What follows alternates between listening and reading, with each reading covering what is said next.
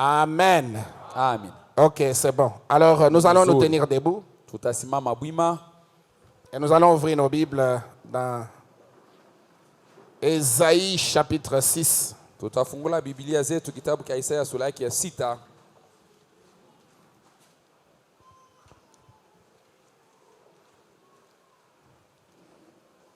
Maintenant tous debout. Sisi wote tusimame bwima et ouvrons tous nos Bibles. Na sisi wote tufungula mabiblia zetu.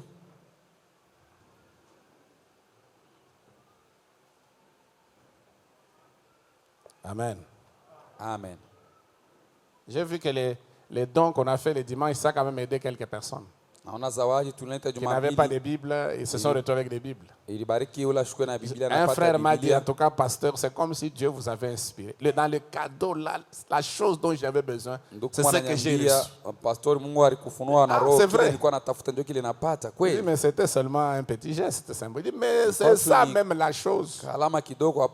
Il était très, très content. Je crois que chacun de nous a sa Bible. Qui a sa Bible, levez la main.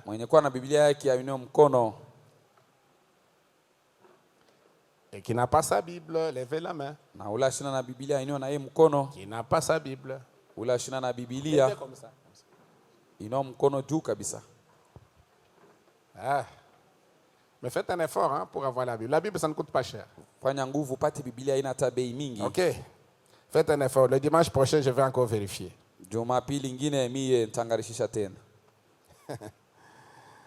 Bien, inclinons la tête pour un mot de prière. Notre Père Céleste, nous te sommes vraiment reconnaissants ce matin de venir dans la maison de Dieu pour nous asseoir dans les lieux célestes en Christ avec les saints, afin de communier autour de la table du Seigneur que Jésus a dressée pour nous en ce temps de la fin. Nous venons, Père, avec nos besoins, nous venons avec nos préoccupations. Et nous savons que toi, tu es la réponse à tous nos besoins, Seigneur. Nous prions que tu prennes, oh Dieu, cette réunion sous ton contrôle maintenant. Alors que nous allons ouvrir les pages de cette Bible, viens, Seigneur, nous en donner le contexte. Et viens confirmer ta parole. Au milieu de nous, par des signes, des miracles et des prodiges. Quand nous venons dans la présence de Dieu, il y a le surnaturel qui descend. Et quand le surnaturel descend, le miraculeux descend aussi, Père. Et Dieu opère des miracles et des prodiges parmi ses enfants. Parce que la Bible dit, l'Éternel est terrible dans l'assemblée des saints. Viens, Seigneur, confirmer ta parole. Alors que nous nous recommandons tous en tes mains, comme nous voulons lire ta parole. Au nom de Jésus-Christ, nous avons ainsi prié. Amen. Amen.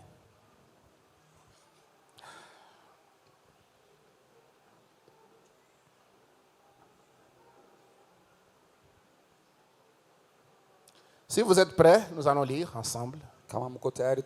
L'année de la mort du roi Osias.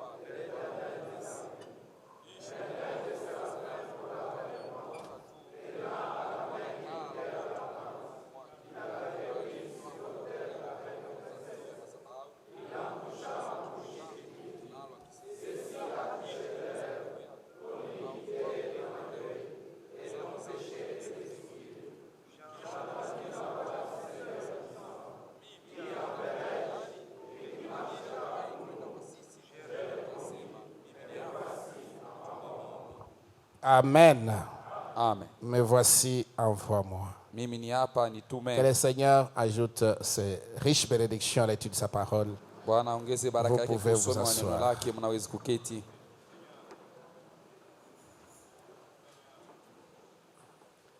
Alors, nous sommes en train de continuer avec la vision d'Ésaïe au temple. Tunaendelea na kuona onyo ya Isaya ndani ya hekalo. Et c'était une très, très grande vision. Ilikuwa ni onyo kubwa Et kabisa. cette vision est apparue lorsque Osias venait de mourir, l'année de la mort du roi Osias. Ile onyo ilikuwa na wakati Uzi anakufa, ni wakati Uzi alikufa. Et que Ésaïe, qui était un jeune prophète, mais qui s'appuyait sur le roi, Isaya alikuwa nabii kijana lakini alimtegemea mfalme. après sa déception, Kisha kupatishwa il est aibu, allé au temple pour prier. akaenda mwekalo njoo kuomba. C'est alors que Dieu est entré en scène et a ouvert les cieux et lui a donné cette vision. Njoo pale Mungu akaingia mkiwanza kufungua mbingu na Et kumpatia nous ile avons vu onyo. que dans cette vision, il y avait les séraphins. Il y avait d'abord un trône. Dieu était assis sur un grand trône élevé, très élevé d'ailleurs. Tuliona katika ile onyo Mungu alikala pa kiti cha enzi kenye kuwa juu kabisa. Et les pans de sa robe remplissaient le temple. Pindo za nguo zake ilijaa ikao. Et il y avait des séraphins au-dessus de lui Maserafi ilikuwa mtini qui yake. portaient 6 ailes.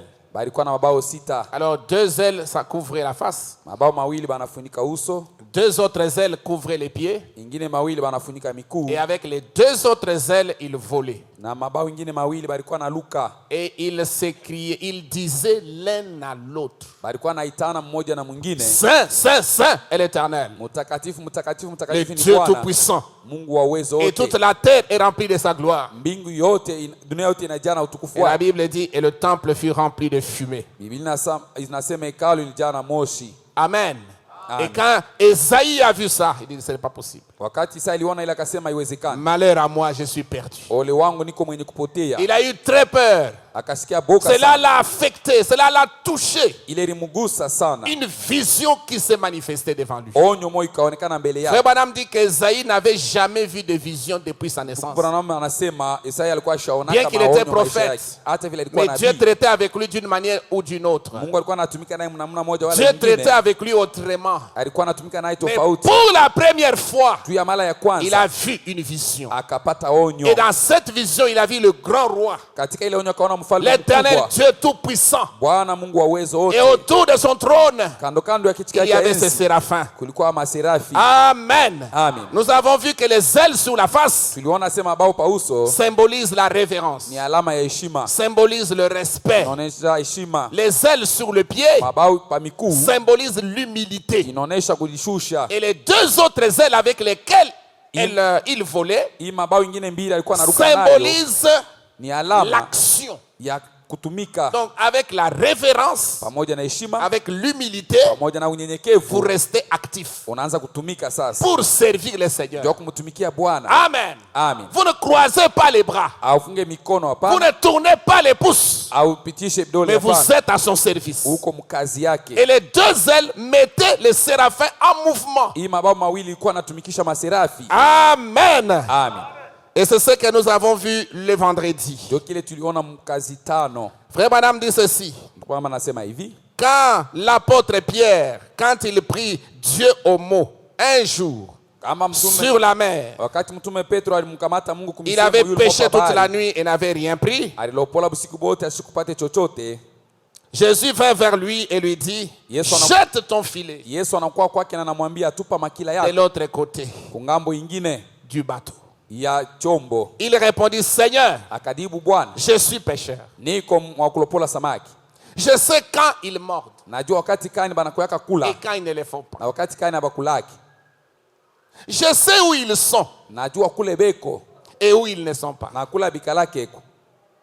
Mais j'ai péché toute la nuit. Lakini nalopola busiku bote buzima Je n'ai même pas pris un verron. mishi kupate ataka andakala. Maintenant, Sasa hivi si tu me dis de le jeter de ce côté, kama unaniambia nitume kungambo, ce côté-là où Jésus lui dit de jeter, il avait péché là, il n'avait rien eu. kule ngambo Yesu alimwambia tupe makila, alilopola sikupate kintu. Mais le Seigneur intervient. Bwana anakuya sasa, Il lui dit, anamwambia jette ton filet tupa nyavu yako de l'autre côté du bateau. kule ngambo ya pili ya Au merikebu, même endroit là fasi ile moja où moja tu avais péché toute la nuit kwenye ulilopola busiku bote et buzima tu n'avais rien eu. akupate chini. Est-ce que vous me suivez bien? Unanifuata mzuri? Je sais qu'il n'y a pas de poissons là. Najua kwamba kule kuna basamaki. Mais lakini sur ta parole, kwa msingi ya neno lako, Seigneur, Bwana, je vais jeter le filet. Utatupa sasa makila. Que fit-il? Akafanya nini? Il passa à l'action. Akaingia mkazi. Oh, Sion Tabernacle. Sayuni maskani. Le problème, ce n'est pas seulement de dire je crois. Mambo yana kusema naamini tu. Le problème, c'est de dire je crois. Mambo ni kusema mimi naamini. Et je passe à l'action. Kisha mimi natumika. Parce que la foi sans les œuvres, imani bila matendo, elle est morte. Ni ya kufa. Est-ce que vous dites amen, frère? Le problème, ce n'est pas de dire je crois la parole. Je crois le message. Je sais que c'est la vérité. Et puis tu ne fais rien. Dieu ne peut pas bénir un homme comme ça. Dieu bénira quelqu'un qui va croire et qui va essayer de faire quelque chose. Il va se mettre en action. La preuve que tu as la foi, c'est quand tu te mets en action. Parce que les œuvres sont la foi exprimée. Les œuvres sont l'expression de la foi. Quand quelqu'un croit qu'il est guéri, il agit comme s'il était déjà guéri. Si quelqu'un croit qu'il est béni, que Dieu lui a donné du travail, il se comporte déjà comme quelqu'un qui a un travail. Est-ce que l'église dit amen? Si quelqu'un croit que Dieu lui a donné de l'argent, il se comportera comme quelqu'un qui a déjà de l'argent. Même si dans la poche il n'y a rien.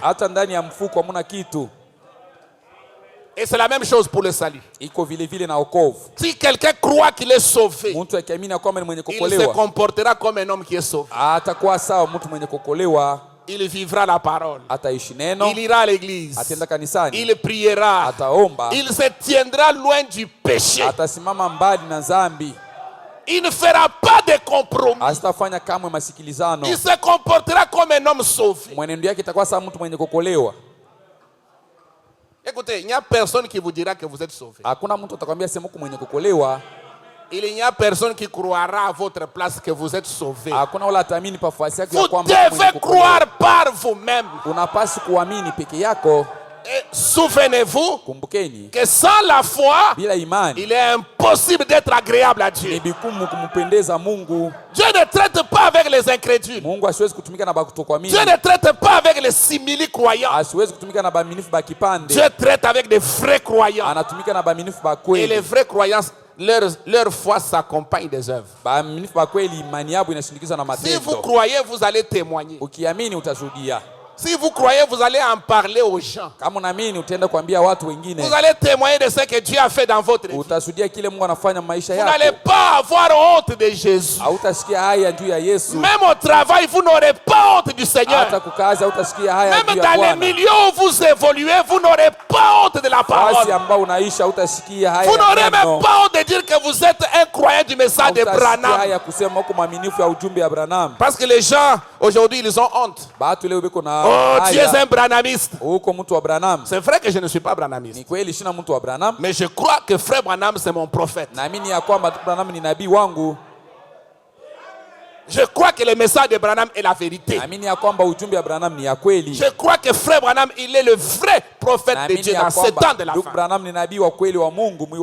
Je n'ai pas honte de Branham. Je n'ai pas honte de Jésus-Christ. Je n'ai pas honte de ce message. Je n'ai même pas honte d'être identifié comme un croyant du message de Branham. Oh, est-ce que quelqu'un peut dire amen? Amen, amen. Je crois que dans ce message, il y a une puissance pour transformer. Je crois que dans ce message, il y a la puissance de délivrance. Je crois que dans ce message, il y a une puissance qui peut te prendre du ridicule au sublime.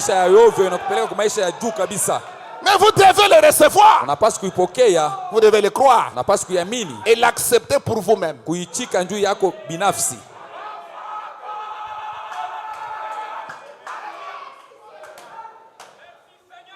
Je crois que dans ce message, naamini ya kwamba ndani ya ujumbe il y a une puissance. muko uwezo. Même si dans votre famille on ne se marie pas, Hata mjamaa yenu abaoanake, mais la puissance qui est dans ce message vous aidera à vous marier. uwezo ni kwa ndani ya ujumbe itakusaidia olewe. Alléluia. Amen. Même si dans votre famille, hata mjamaa yenu les filles grandissent et ne sont pas mariées, babinti banakomea babaowe, la plupart des filles ont des enfants chez elles à la maison. Banapata batoto bingari kunyumba bazazi yao. Batoto bachini. Batoto bachini. Mais toi, oui, tu crois un message qui a la puissance de faire que tu te maries et tu aies des enfants dans le mariage.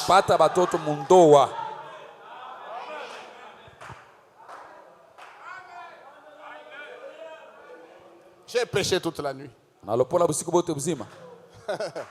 Je n'ai rien eu. Seigneur, je sais qu'il n'y a pas de poisson. Je connais quand est-ce que les affaires marchent. Je sais quand est-ce que l'argent circule. Et j'ai marché toute la semaine, je n'ai rien eu. Mais sur ta parole, oh alléluia, je vais refaire la même chose. Je vais passer par le même chemin par lequel j'étais passé. Je vais jeter le filet au même endroit. Et quand il a jeté le filet, le filet était plein de poissons.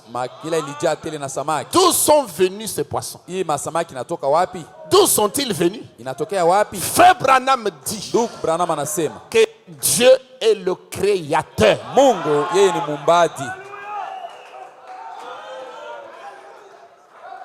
Il peut créer le travail là où il n'y en a pas. Amen. Amen. Il peut créer l'argent là où il n'y en a pas. Quand tout le monde pleure la crise, c'est alors que toi, Dieu va te visiter. Sur ta parole. Frère Madame dit, que fit-il? Il passa à l'action. Il passa à l'action pourquoi? Parce qu'il avait 2 ailes. Ce matin, nous sommes comme des chérubins. Avec 2 ailes. Voiler la face. 2 ailes. Voiler nos pieds. Et avec 2 autres ailes, nous nous mettons en action. Ne restez pas inactifs. C'est pourquoi Dieu ne bénit pas des paresseux. Il y a des paresseux qui ne veulent pas travailler. La Bible dit que celui qui ne travaille pas, qui ne mange pas non plus. Dieu aime quelqu'un même s'il n'a rien. Mais il essaye de faire quelque chose. Dans ce que tu essayes de faire là, c'est là que Dieu va te rencontrer. Dieu va te rencontrer. Même si tu fais un travail de cambiste et que tout le capital est terminé. On a bouffé tout l'argent. Tu avais $1000. Il ne reste même pas 100 000 francs. Laissez-moi vous dire ceci. Ne restez pas à la maison. Allez toujours à votre lieu de travail. Installez votre table. Asseyez-vous là-bas. Priez Dieu. Le Seigneur, comme Pierre. Alléluia. Amen. Je n'ai pas d'argent, je n'ai pas eu de poisson. Comme Pierre, je place ma table, j'installe ma chaise. Envoie-moi les poissons. Oh, quelqu'un peut croire cela ce matin. Envoie-moi les poissons, Seigneur, que je fasse une pêche miraculeuse. Et Dieu vous donnera cela.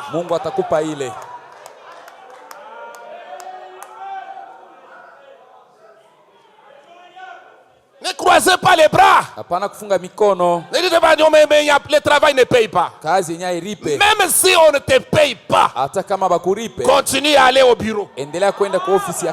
Continue à aller à ton lieu de travail.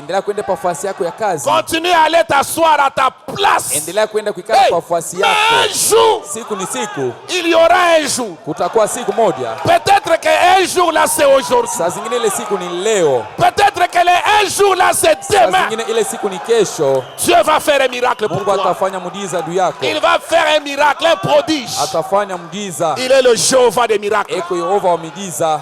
Amen. Ne croisez pas les bras. Hapana kufunga mikono. En train de tourner les pouces. Vous ne faites que parler des gens. Unapitisha vidole unasema paka mambo ya batu. Vous ne faites que parler de futilité. Unasema tu bintu vya ovyo. Non, faites quelque chose. Hapana, fanya kitu moja. Soyez actifs. Uko kunatenda. Oh, moi je suis chauffeur de taxi, mais pasteur, vraiment ces jours-ci, mimi niko dereva wa gari, pastor, hii masiku shipate. Continue à aller avec ton taxi à ton lieu de travail. Endelea kwenda na gari yako pa nafasi yako ya kazi. Continue à aller parquer. Endelea kwenda kusimamisha gari. Dans le parking là où tu as l'habitude de parquer. Pa nafasi nyona unasimamisha gari yako. Au même endroit. Pa ile nafasi moja moja. Où tu t'es toujours tenu. Kwenye kule unasimamaka kila siku. Et là où tu n'as rien eu. Kule kwenye upatake kintu. Un jour. Siku ni siku. Il y aura un client spécial. Utakuwa ubiria mwa wa kipekee. Que Dieu t'enverra du ciel. Mungu atakutumia toka mbingu. Et il va changer ta vie. Atabadilisha maisha yako. Il va te proposer un marché. Atakwambia mambo moja kufanya. Qui va changer toute ta vie. Itabadilisha maisha yako yote. C'est ce que moi je crois. Ndio kile mimi niko naamini. Moi je crois dans les dieux des miracles. Naamini huyu Mungu wa miujiza. Tu as toujours eu des coups de téléphone. Banakuitaka kila wakati.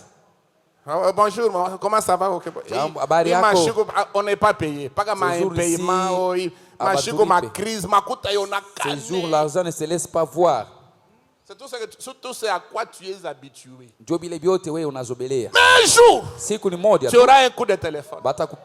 Est-ce que c'est monsieur tel? Ni bwana fulani? Oui, c'est bien moi. Ndio ni mie. J'ai besoin que tu me rencontres demain au Parc Hôtel. Moi c'est tel et tel et tel. Viens, je suis dans telle chambre, viens me voir demain à telle heure. Et la situation change.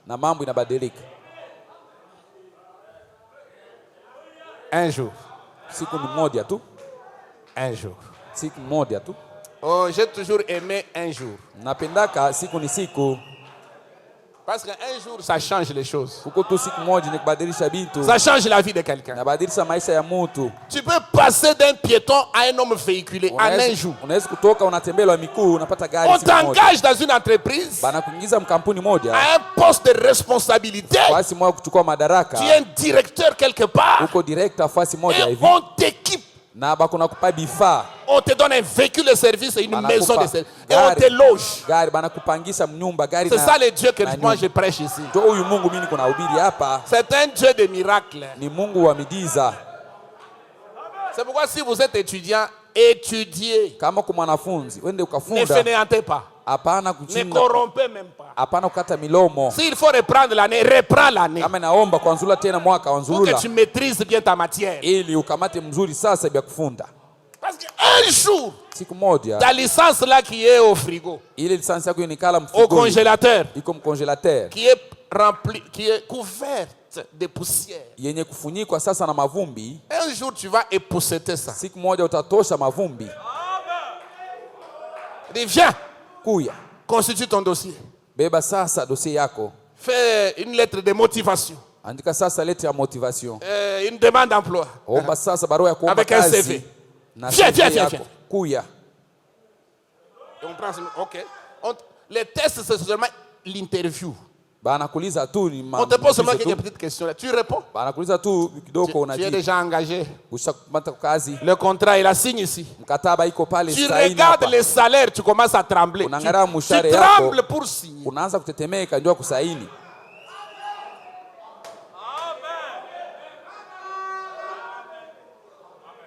Les salaires. Parce que les salaires se discutent à l'engagement. Vous me regardez comme si j'étais un Chinois. Ce que je vous dis ici, c'est ça la vérité. Dis non, on va commencer à te payer $10,000. Comme tu viens de commencer, tu commences avec 10 000. On va voir le reste. Tu tombes même dans la chaise. Tu tombes dans la chaise. Moi, je n'ai jamais vu même 500. Depuis que je suis né, même pas 1000. Mais 10 000 directement. Et Puis chaque vacances, tu as droit d'aller, tu as un billet d'avion avec ta famille. Tu peux aller où tu veux. Si c'est aux États-Unis, on va donner le visa. En Europe, Australie. Avec ce Dieu que nous croyons ici. C'est pourquoi si tu étudies, sois sérieux. Sois un étudiant sérieux. Quand on a besoin d'un médecin, sois un médecin sérieux. Pas un médecin qui a acheté les diplômes. Il y a quelqu'un qui est blessé ici, tu peux un peu suturer. Non, ça c'est le travail des infirmières. Qu'est-ce que toi tu connais? Non, moi ce sont des grandes opérations. Grandes opérations pour suturer d'abord une petite plaie si tu ne sais pas, mais seulement une grande opération. Moi je sais faire les laparotomies. Laparotomie. Il ne faut pas nous impressionner.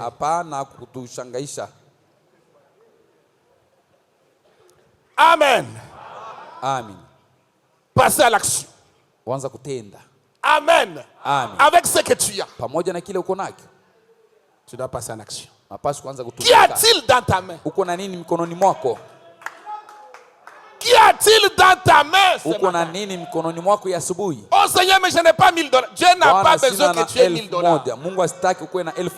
Il a besoin que tu aies quelque chose. Les quelque chose là, ça peut mettre $50.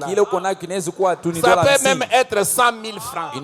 Ça peut être 50 000 francs. Mais si tu prends ça, tu remets entre les mains de Dieu, il va les multiplier. Amen. Amen. Passez à l'action. Il y a ici un bassin plein d'eau. Si vous n'avez jamais été baptisé au nom de Jésus, c'est le moment de passer à l'action. N'attendez pas trop longtemps. Tu es ici, tu n'as jamais été baptisé du baptême chrétien. Tu as entendu l'évangile. Tu es convaincu que c'est la vérité. Mais pourquoi tu hésites? Tu dois passer en action. Frère Branham dit, il y a un bassin plein d'eau ici. Qu'est-ce qui t'empêche d'être baptisé? Tu ne fais que remettre à demain. Non, demain. Non, la semaine prochaine. Non, la semaine en 8. C'est une preuve que tu n'as pas la foi. Parce que la foi ne renvoie pas demain. La foi vous pousse à entrer en action. Immédiatement. Frère, moi quand j'ai écouté le message pour la première fois, d'abord un ami m'a témoigné seulement du message. Je n'ai pas dormi toute la nuit. Je n'ai pas dormi. J'ai dit mais ce n'est pas possible. Tout ce temps j'étais où? Comment je ne connaissais pas ces choses? De grâce Seigneur, ne viens pas ce soir. De grâce Seigneur, ne viens pas enlever ton époux. Sinon je vais rater. Retarde l'enlèvement. C'était ça ma prière. Et le lendemain, je suis allé à l'église. On a prêché. C'était des réunions de réveil. On a prêché sur la statue de Nebuchadnezzar. La statue de Daniel. Les 4 royaumes. Ça a touché mon cœur. Quand on a fait la paix, j'ai levé ma main. J'étais prêt pour le baptême. Entrer en action sans tarder. Aujourd'hui, beaucoup de gens raisonnent. Ils tergiversent. Pour le salut, on ne tergiverse pas. Vous ne savez pas quand est-ce que vous pouvez mourir. Quand est-ce que Dieu peut vous appeler. La Bible dit aujourd'hui si vous entendez sa voix, n'endurcissez pas votre cœur. Ne renvoyez pas à demain. Immédiatement, j'ai besoin du baptême. Le baptiseur est à côté. Il y a des vêtements de baptême ici dans l'église. On vous baptise tout de suite. Après le service.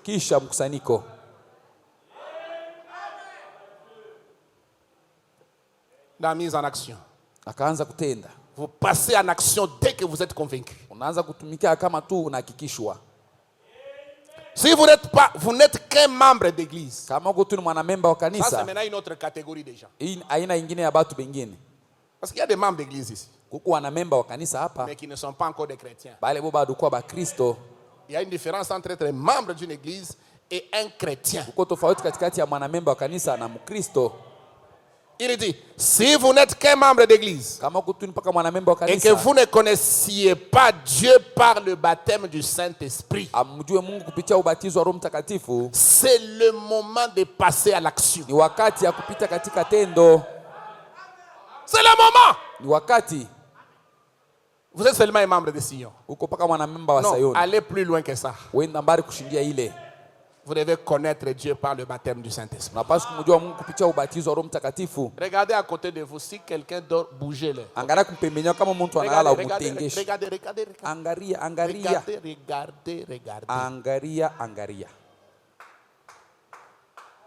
Vous avez réveillé les gens qui dorment là.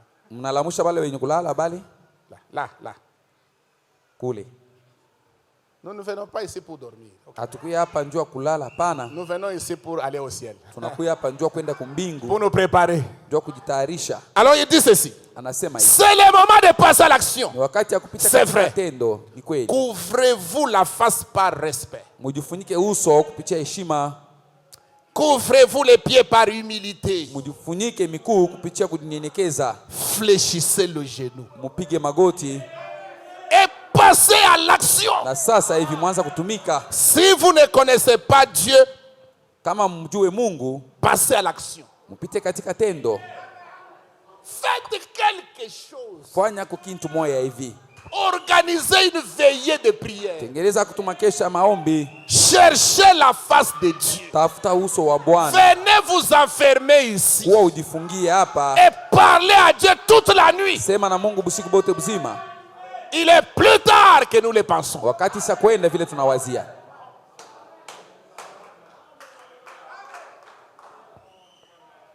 Vous suivez ce qui se passe dans le monde, n'est-ce pas? Les élections aux États-Unis, c'est Joe Biden qui est passé. Vous avez appris? Et Joe Biden, c'est un démocrate. Il est sur les traces de Barack Obama.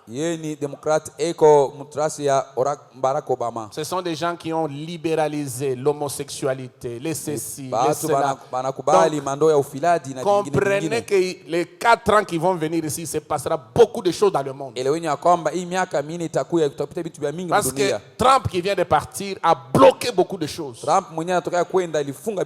Maintenant qu'il est parti, il y aura comme une levée de levier, je ne sais pas comment je peux dire, levée de barrières. On va seulement lever les libertinages. Ça va se répandre partout. L'homosexualité, on va ériger ça sous forme de loi. Et on va vous imposer des choses. Et je suis sûr que même la liberté de religion sera restreinte. C'est vers là que nous allons aujourd'hui. Amen. Dieu a eu seulement pitié de nous. Et au lieu que ce soit Hillary Clinton, parce que si Hillary avait pris la place de Barack Obama, nous serions très loin à cette heure ici. Mais Dieu a retardé les choses. C'est pour le salut de quelqu'un. Nous avons encore la liberté de religion aujourd'hui. Les choses que nous vous prêchons ici, à un moment donné, on ne les supportera plus. Venir ici condamner le mal, condamner les péchés, on ne supportera plus jamais cela. Parce que les droits de l'homme, on va étendre ça. Il ne faut pas condamner quelqu'un. Il faut laisser les gens vivre comme ils veulent. Il faut laisser. Même si quelqu'un veut marcher, laissez-les. C'est son droit. C'est là que nous allons. Que Dieu nous aide. De toutes les façons, nous sommes déjà à la fin des temps. Selon la prophétie, nous sommes à la fin. Nous n'espérons pas vivre 20 ans devant ici. Non, messieurs, avant les 20 ans ici, quelque chose va arriver. Quelque chose va arriver. Amen. Alors passez à l'action. Recherchez Dieu. Mtafute Mungu. Si vous êtes seulement un membre d'église, Kama vous suivez vos parents derrière. Unafuata bazazi yako nyuma. Vous êtes un enfant d'un frère. Uko mtoto wa nduku. Parce que beaucoup d'enfants de frères sont des farceurs. Bamingi batoto wa banduku ni bakulukulu. Beaucoup d'enfants de frères ne prennent pas les choses au sérieux. Batoto wa mingi ya banduku babeke bintu na heshima. Ne comptez pas sur la foi de votre père. Usihesabia pa imani ya baba yako. Dieu n'a pas de petits enfants. Mungu ashikaleke na banka na. Dieu n'a que des fils et des filles. Mungu kupaka na batoto yake banaume na banamke. Vous dites amen. Dieu n'a que des fils et des filles. Mungu kupaka na batoto yake banaume na banamke. Le même chemin que votre père a suivi, vous devez le suivre. Njia moja baba yako alifuata na wewe unapaswa kuifuata. Même vos enfants doivent suivre le même chemin. Hata batoto yenu batafuata njia moja. Même les enfants des enfants de vos enfants suivront le même chemin. Ya batoto yenu batafuata njia moja. Amen.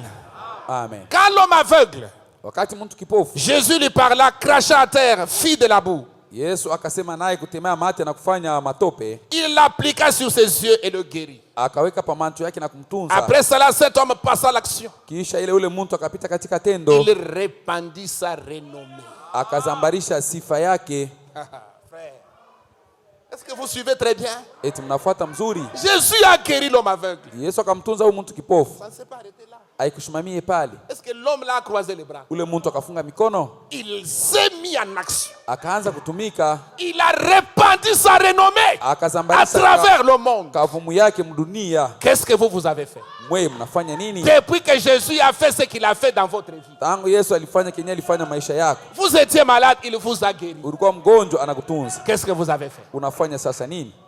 Vous étiez célibataire, aujourd'hui vous êtes marié. Ulikuwa mbalaka leo hapo mwenye koa. Qu'est-ce que vous avez fait? Sasa unafanya nini? Vous étiez perdu, aujourd'hui vous êtes sauvé. Ulikuwa mwenye kupotea, leo unaokolewa.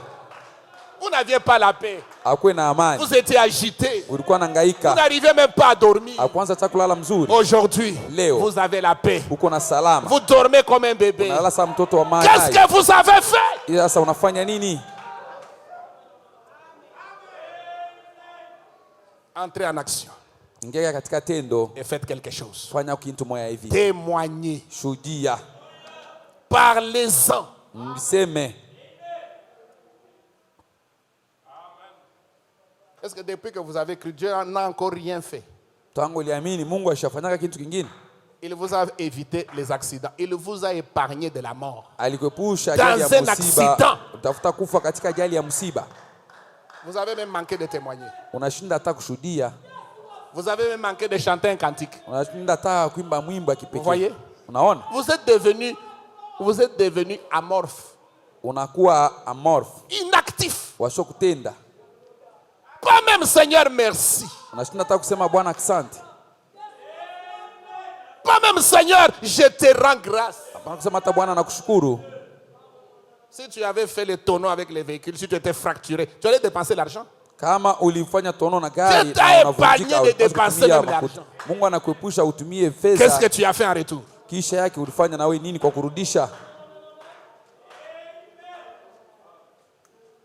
Sion Tabernacle. Ici nous parlons cœur à cœur. Sion maskani hapa tunaambiana moyo kwa moyo. Nous parlons cœur à cœur. Tunaambiana moyo kwa moyo. Des mamans ici à l'article de l'accouchement. Ba mama kama yuko karibu kuzala. Le médecin dit on doit t'opérer. Mganga anasema batakupasula. Avec la tension comme ça. Na tension ya hivi. Avec un gros ventre comme ça. Na kitumbu kinene hivi. Opération. Ni kupasula. Et avant qu'il prépare la table, tu accouches. Kisha tengeneze meza unazala. Sans passer par l'intervention. Bila kupasuliwa. Qu'est-ce que tu as fait après? Kisha yake ulifanya nini? Qu'est-ce que tu as fait? Unafanya nini? C'est normal. Iko tu ni sawa. C'est normal? Iko sawa ni sawa tu. J'attends encore une autre occasion. Na tunga tena wakati mwingine. Une autre occasion utatoka na mpua na kilonda pa mpua. Wakati mwingine utatoka na mpua pa kilonda pa mpua. Au lieu que mpua ikachike. Alipa mpua ikachike. Mungu atafrotter tu pa mpua, mais mpua inatosha damu mais haikachike. Dieu va frotter seulement sur les nez et les nez va faire sortir seulement le sang mais ça ne se pas. Avertissement. Ukusopwesha. Parce que la dernière fois tu n'as pas témoigné. Cette fois-ci tu vas me témoigner. Au kushuhudia sasa hivi utashuhudia. Banduku mpua ilifaa kwenda.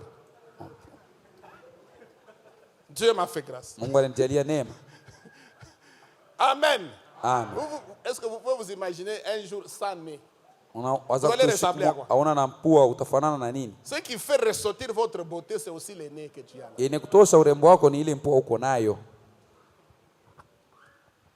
Amen.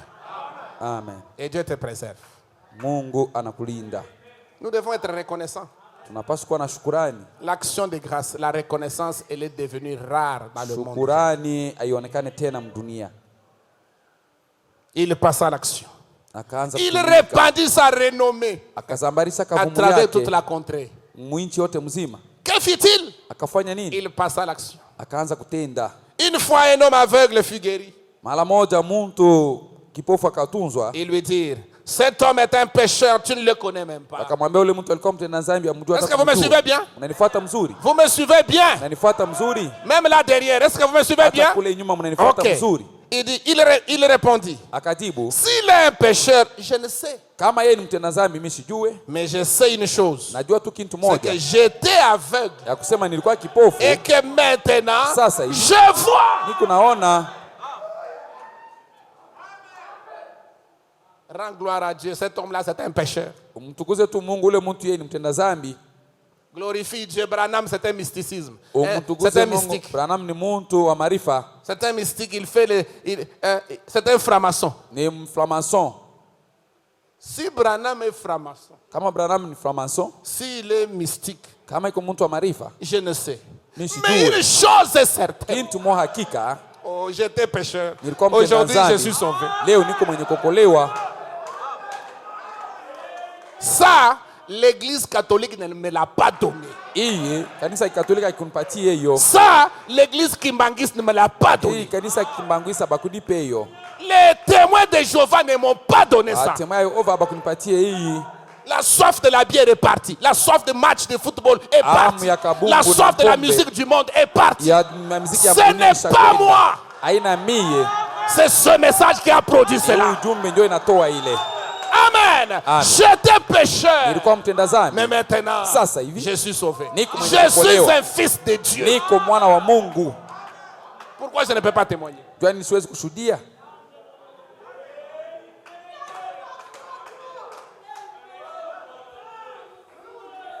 J'étais malade. Maintenant, je suis guéri. Qui a fait ça? La médecine n'a pas su me soigner. La médecine n'a pas su me guérir. Mais quand j'ai levé les yeux vers le grand médecin, il m'a touché et je suis guéri. Vous dites que cet homme-là, c'est un pécheur. Mais j'étais avec vous tous les jours ici, vous les pharisiens, et vous les sadducéens, et vous les sacrificateurs. J'ai tremblé dans les ténèbres. J'étais toujours avec vous. Vous aviez toujours vos soutanes. Mais quand j'ai croisé cet homme, quand j'ai croisé ce Galiléen solitaire, quand j'ai croisé cet inconnu, j'étais aveugle. Maintenant je vois. Il m'a restitué ma vue. Et vous dites que c'est un pécheur? Je préfère un pécheur pareil. Un pécheur qui ouvre les yeux des aveugles. C'est celui-là que je préfère.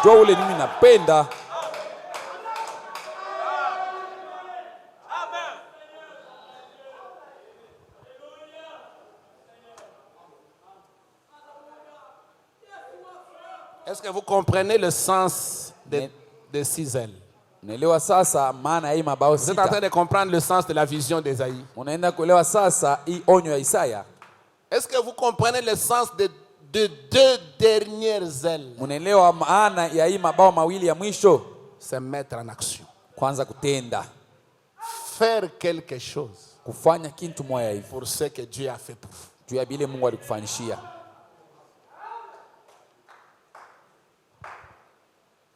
Amen. Amen. Il dit, s'il est un pécheur, je ne sais, mais je sais une chose, c'est que j'étais aveugle et que maintenant je vois. Que fit-il? Il passa à l'action. Et le prophète ajoute, c'est ce dont l'Église a besoin. Est-ce que je peux entendre un puissant amen là-bas? Naweza kusikia amina ya uwezo kule. L'église a besoin de quoi? Kanisa iko natafuta nini? Passer en action. Ingia katika tendo. Faire quelque chose. Kufanya kitu moya. Au sujet kwa ajili de ce Dieu. Ya huyu Mungu qui s'est révélé à toi. Mwenye kujifunua kwako. Si tu n'es pas prédicateur, kama una mhubiri, tu peux témoigner. Unaweza kushuhudia. Amen. Amen. Si tu ne peux pas témoigner, kama huwezi kushuhudia, tu peux chanter. Unaweza kuimba. Si tu ne peux pas chanter, kama huwezi kuimba, tu peux prier. Unaweza kuomba. Tu peux faire quelque chose. Unaweza kufanya kwa kitu moja hivi.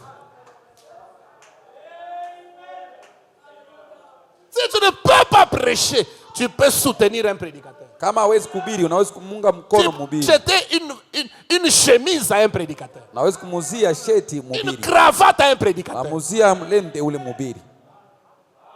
Même des chaussettes à un prédicateur. Hata mashoseti unamuzia mhubiri. C'est une façon de soutenir. Ni namna ya kuunga mkono.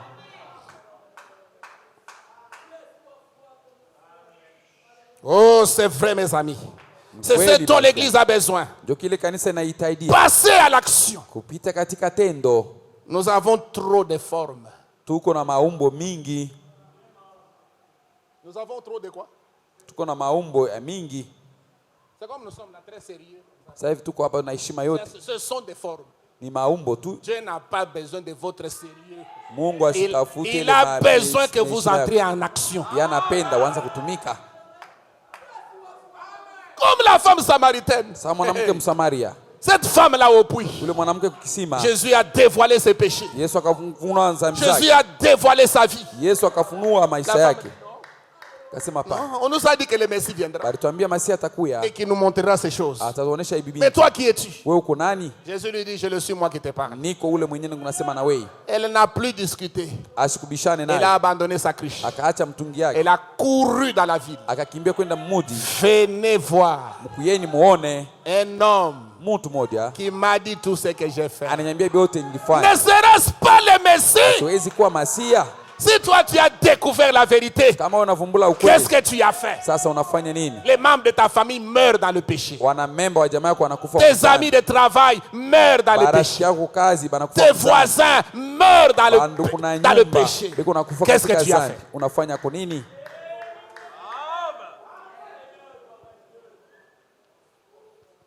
Oh, que Dieu nous aide. Nous avons trop de formes. Nous avons trop de dignité mondaine. Nous avons besoin de passer à l'action. Amen. Il répandit sa renommée dans toute la région. Vous savez que pour répandre ce message, Dieu a seulement besoin d'une seule personne qui est abandonnée entre ses mains. Vous allez dire, est-ce possible? Oui, c'est possible. Il l'a fait avec frère Branham. Il n'était pas deux. Un seul Branham. Il a répandu le message dans le monde. Frère Branham a fait 7 fois le tour du monde.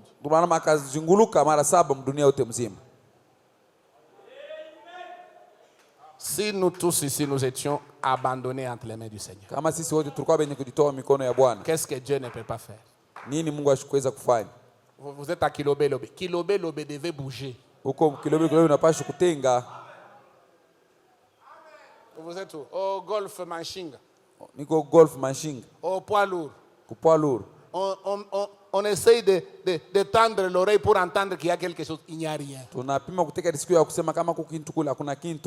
Au contraire, tout ce qu'on entend, où les sœurs, votre sœur là, c'est du n'importe quoi.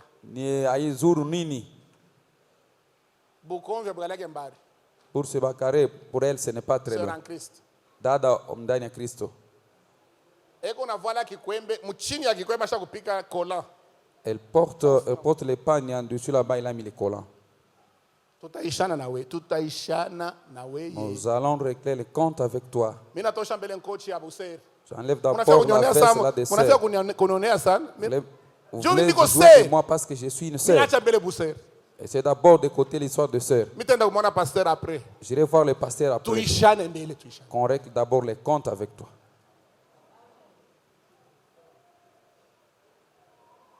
Et on apprend que sœur wewe unasha kuvunjana mkono kule.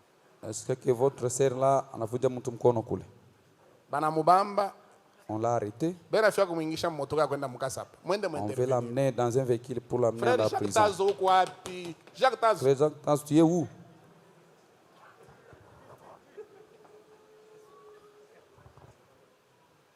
Appelez Jacques Zakari. Mwite Shemash Zakari. Camion ya Kasapa iko hapa nje. Le camion pour aller à la Kasapa il a dehors. Mina kufa Jacques. Shemash, vous m'abandonnez. Munenyacha amuna na mapendo. M'abandonnez, vous n'avez pas l'amour. Est-ce que mapendo ni mabubumbafu bwa hivi? L'amour se fait des histoires insensées comme ça. C'est ça l'amour. Si tu es notre sœur, apprends à bien te comporter. Tu dois avoir un bon témoignage dans les quartiers. Kama unaujisha samaki kunjanja, tutafuata témoignage yako ya kunjanja. Si tu vends quand même les bito ya njanja, nous allons entendre les témoignages là-bas. Si nous entendons que votre sœur là, elle boit quand même de l'alcool, nous allons nous régler le compte avec toi. Amen. Amen. Amen. Amen. Le témoignage. Ushuda. C'est ça le parfum d'une bonne odeur. Ça répand le bon parfum, la bonne nouvelle du royaume par notre comportement. Le monde ici a besoin non pas de brochures. Le monde n'a pas besoin de Bible parce qu'ils en ont déjà. Le monde a besoin d'un évangile vécu. Le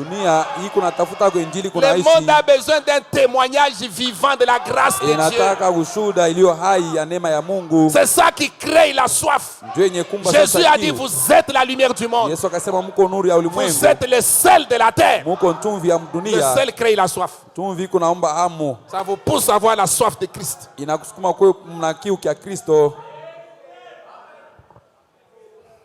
Amen. Amen. Amen, amen. Amen. Amen, amen. Amen. Vous voyez un frère là, il est avec nous dimanche comme ça. Après-midi, Mukiwanza football. Tuko naye hapa kisha ibada. Parce qu'au stade, il y a n'importe quoi. Tout peut arriver. Kwa kiwanja kia kabumbu kuko byote vinaweza kufika. Non, pasteur. J'étais là, j'ai sorti dans la maison et je me suis coincé sur la porte. Tu étais parti dans le temple de Badiangwena. C'est là où tu es sorti avec cette plaie-là, ou cette tumeur. Un frère fanatique d'une équipe de football. Ça n'existe pas. Si tu es ici, répands-toi.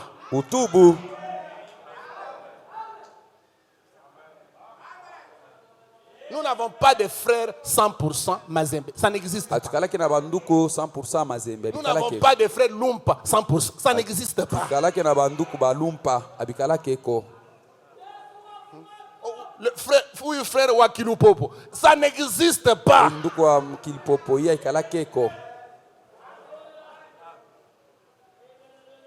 Ouais, le jour que Lupopo a un match, le frère sort, il est à maillot jaune. Siku ile Lupopo anacheza nduko anakuya pasa kuvala maillot jaune. Jaune vert ou bien jaune bleu? Jaune bleu, hein? Il a un chapeau jaune. Et qu'on a kofia jaune. Un t-shirt jaune. Na polo yake ya jaune. Bon, je suis frère. Niko nduko. Ne regardez pas l'apparence. Bile bya inje. C'est le cœur. Moi, le cœur est avec le message. Moyo iko pamoja na ujumbe. C'est faux. Ni bya bongo. L'extérieur montre ce qu'il y a à l'intérieur. Ya inje binaonesha benye kwa ndani. Amen. Nous avons des frères 100% Mazembe. Noir blanc. Le jour que Mazembe a un match, il s'absente de l'église. Parce qu'ils entrent au stade depuis 10 heures. Le match c'est à 14h, 15h. Lui déjà à 10h il chante. Je ne sais même pas comment il chante là-bas. avec le soleil ici, ça les frappe sur la tête. Il est toujours en train de transpirer. Mais quand on fait seulement 2 heures ici, il se fatigue. Non, mes frères. La Bible dit, si vous aimez le monde et les choses qui sont dans le monde, l'amour de Dieu n'est pas en vous. Quand l'amour de Dieu entre en vous, le monde sort. C'est ça la nouvelle naissance. Est-ce que vous dites amen à ça? Et nous avons trop de formes. Nous avons trop de dignité mondaine. Nous avons besoin de passer à l'action. Amen. Amen. Il répandit sa renommée dans toute la région. Il répandit sa renommée. Le dimanche passé, j'ai croisé un frère quelque part. Il m'a dit, il m'a présenté un frère. Ce frère vient à l'église. Je l'ai invité. Ça fait déjà 2 dimanches ou 2 semaines qu'il vient à la parole. Mais bon, jusque-là, il n'a pas encore pris sa décision. Mais ça l'intéresse. J'ai salué le frère. J'ai dit que Dieu te bénisse, mon frère. J'ai dit, voilà un frère qui se met en action. Il ne croit pas seulement pour lui. Il croit aussi pour les autres. Si tu es un vrai croyant, avec 2 ailes, en guise de révérence, respect devant Dieu, avec les 2 ailes, vous couvrez les pieds. Est-ce que vous dites amen? Avec les 2 autres ailes, vous vous mettez en action. Et vous témoignez de la grâce de Dieu, de ce que Dieu a fait ou est en train de faire.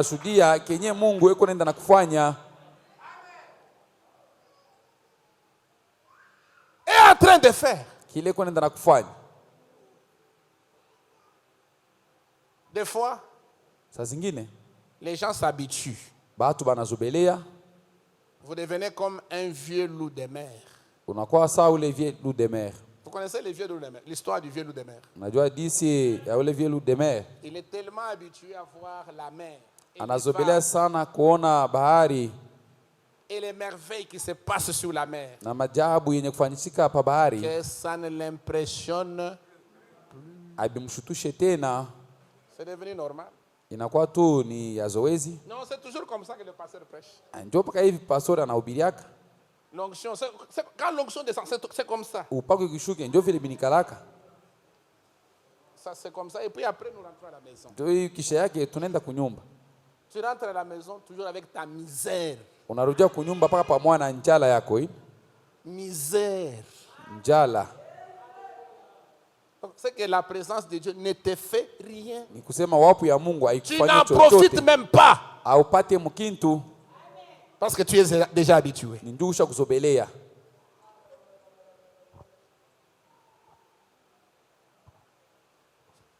Le vendredi, j'ai parlé avec un frère qui m'a vu au bureau.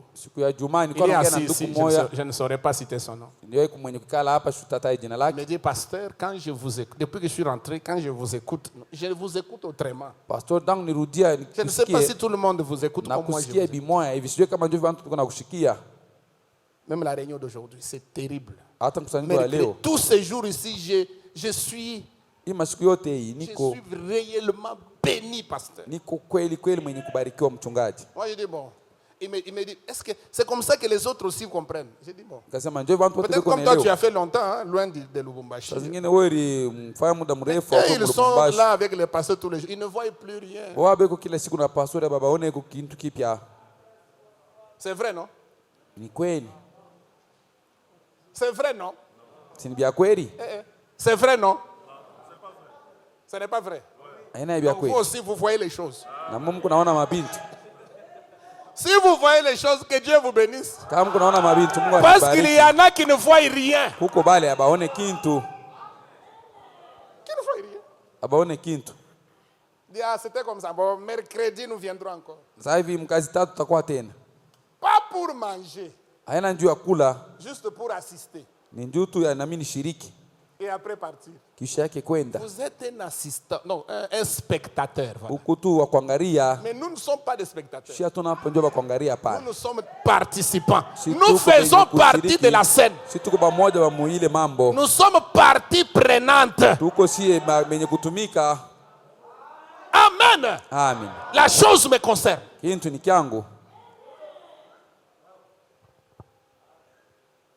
Oh, c'est frère, mes frères. Il dit les gens à la Pentecôte avaient peu de connaissances. Certains ne pouvaient même pas signer leur propre nom. Ils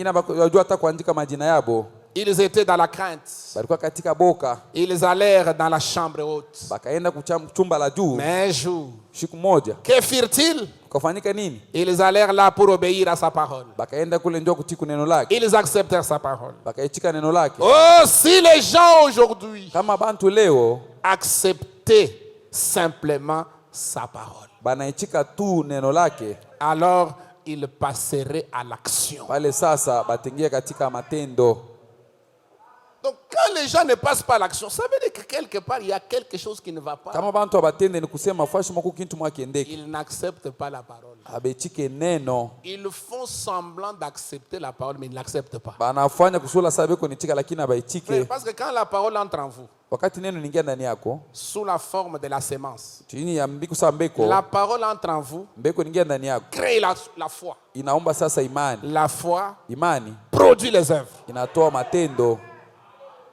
Madame a prêché un message. Les œuvres sont la foi exprimée.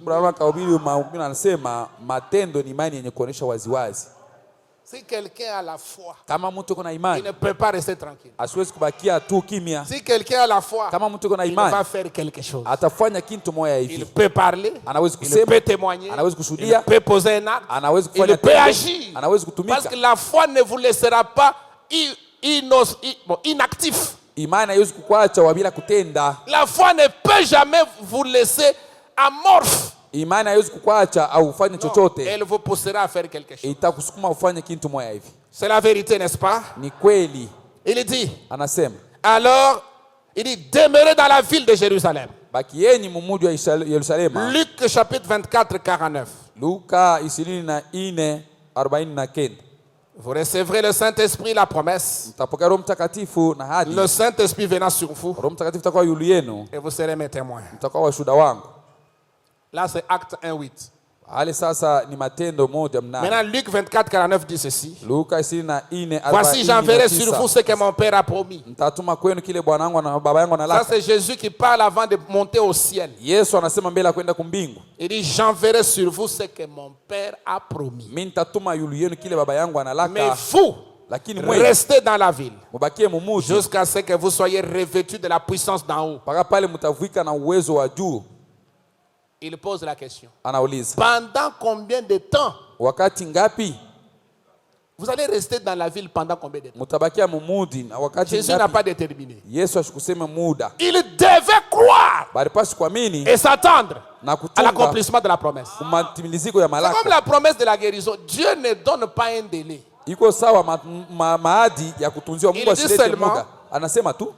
Il dit seulement, voici les miracles qui accompagneront ceux qui auront cru. À mon nom, ils imposeraient les mains aux malades et les malades seront guéris. Point. Dans combien de temps? Immédiatement ou après quelque temps? Est-ce que vous dites amen, frère? Dieu peut vous guérir immédiatement.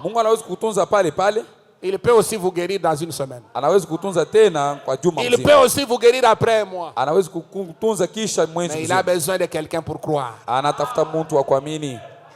Et quand quelqu'un croit, il ne pose plus de questions.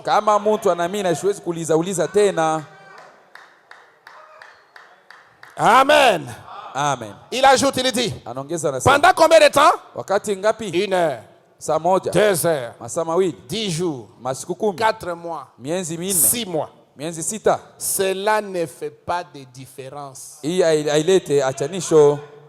Jusqu'à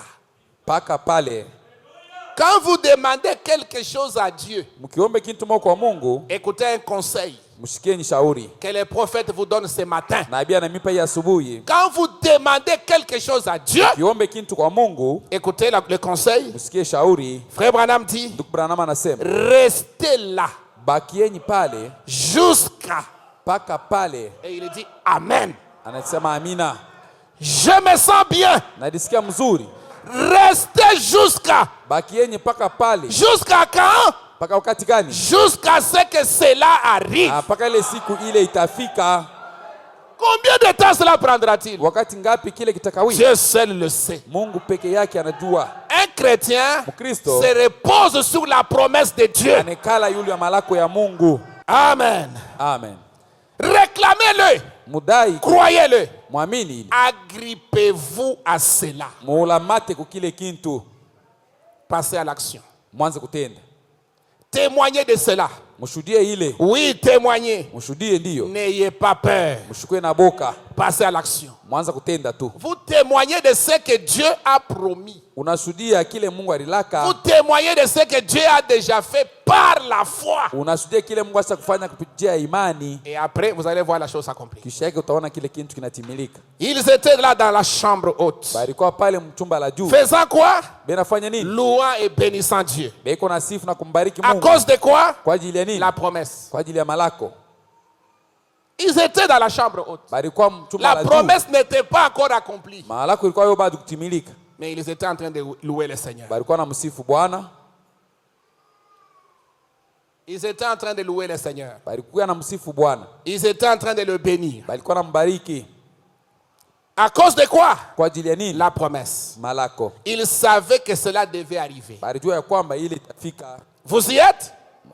Passez à l'action. Mettez-vous à louer Dieu jusqu'à ce que la promesse s'accomplisse. Vous avez la promesse. Même la promesse sur le Saint-Esprit. Vous devez être à mesure de louer le Seigneur.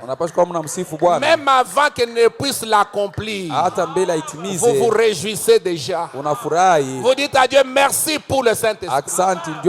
Merci Seigneur pour la promesse. Si elle n'est pas accompli aujourd'hui, demain elle s'accomplira. Si elle ne s'accomplit pas demain, la semaine prochaine elle va s'accomplir. Mais une chose est certaine, avant que je ne quitte le monde, j'aurai le Saint-Esprit.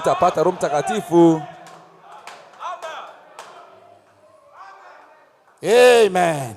Amen. Si vous croyez que Dieu guérit, restez actif. Si vous croyez maintenant qu'il va vous faire sortir de là et que vous vous accrochez à lui,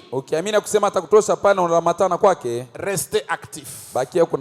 Amen. Amen. Restez actif. Avec deux ailes, alors utilisez-la. Restez actif. Faites-les battre. Seigneur, je crois. Seigneur, je crois. Vous ne pouvez pas simplement crier Saint, Saint, Saint. Vous devez dire aussi Seigneur, je crois. Restez actif. Amen.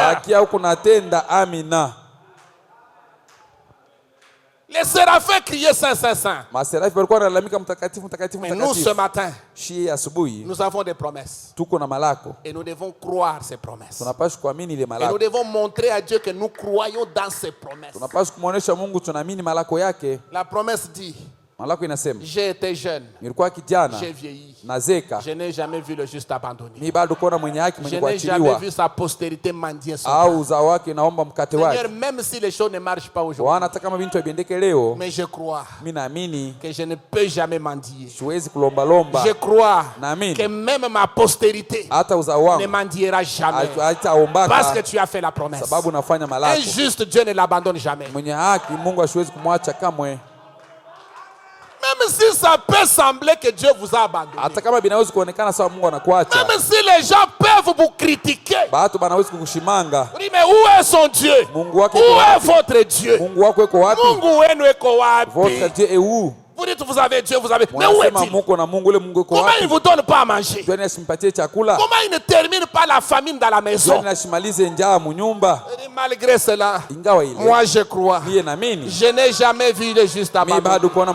J'ai été jeune, j'ai vieilli. Je n'ai jamais vu le juste abandonné. Ni sa postérité mendier son pain. Dieu prendra soin même de nos enfants.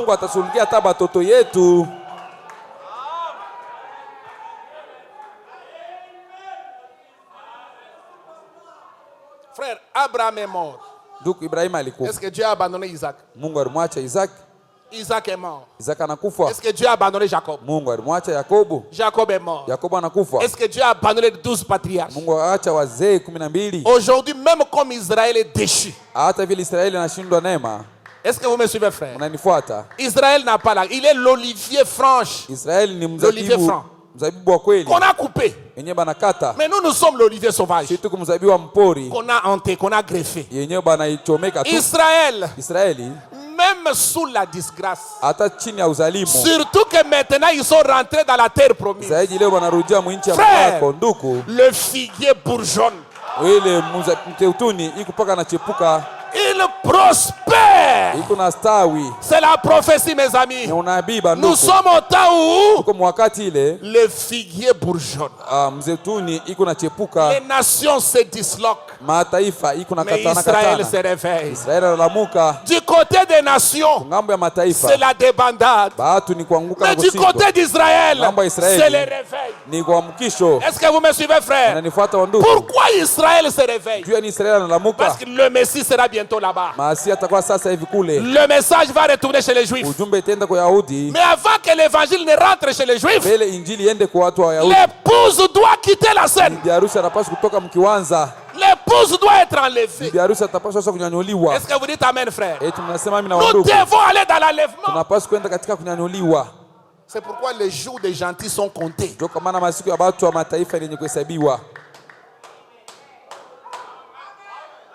Si vous suivez bien les informations sur Israël, vous savez qu'il y a toujours des tractations autour du mot du temple. Vous sentez toujours qu'il y a un problème. Il y a les réveils des sionistes.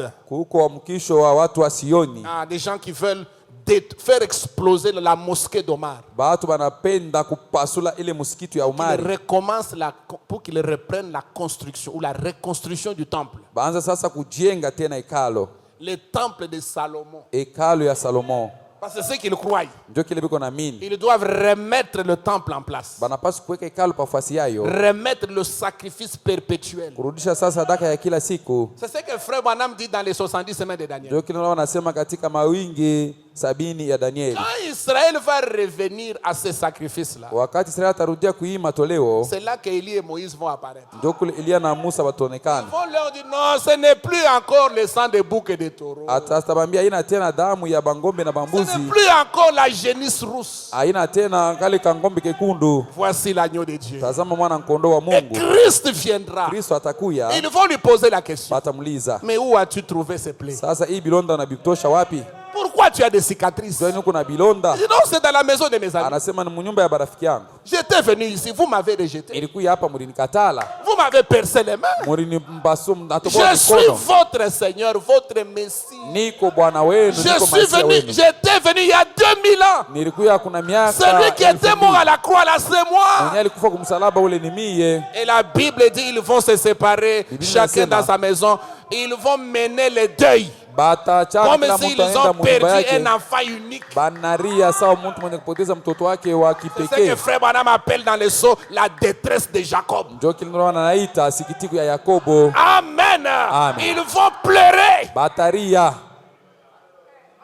Et quand ils vont pleurer, c'est alors que les 144 000 seront scellés. C'est ça la fête d'expiation. Amen. La fête d'expiation suivie de la fête de Pentecôte. Ils seront baptisés du Saint-Esprit. Ils seront scellés. Et pendant ce temps-là, Élie et Moïse, ils vont appeler la tribulation. Les gens des nations vont passer par les 3 ans de tribulation. tribulations. Il y aura des pleurs et des grincements de dents. Vous qui allez rater l'enlèvement, vous allez pleurer. Vous allez chercher le secours. Il n'y en aura pas.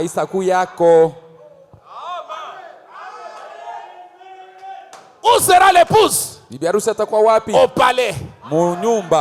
Écoutez-moi très bien, mes amis. Quand Joseph s'est révélé à ses frères, où était son épouse? Où étaient ses enfants? Ils étaient dans le palais. Nous serons au palais en train de célébrer la fête des noces.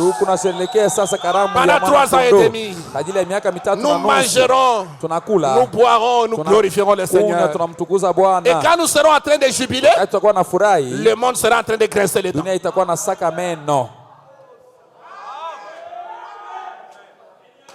C'est la vérité, mes amis. C'est ça les choses qui doivent venir. Ici devant. Et ce n'est plus pour longtemps. Vous avez vos projets, je vais faire ceci, je vais voyager, je vais construire. C'est bien, mais soyez prêts. Je vais me marier. Je vais faire ceci. C'est bien de se marier. Mais mariez-vous dans le Seigneur. Mariez-vous en gardant la parole. Ne vous mariez pas en allant au salon pour couper les cheveux.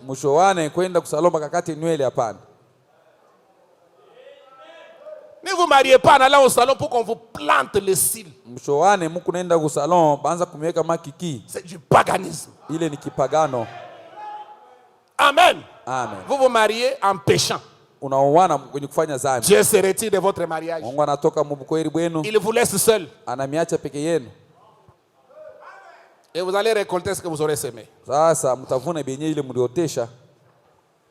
Amen. Amen. Ils restèrent actifs jusqu'à ce qu'il vint du ciel un bruit semblable à celui d'un vent impétueux. Alors ils furent vraiment actifs. Frère, quand le Saint-Esprit est descendu le jour de la Pentecôte,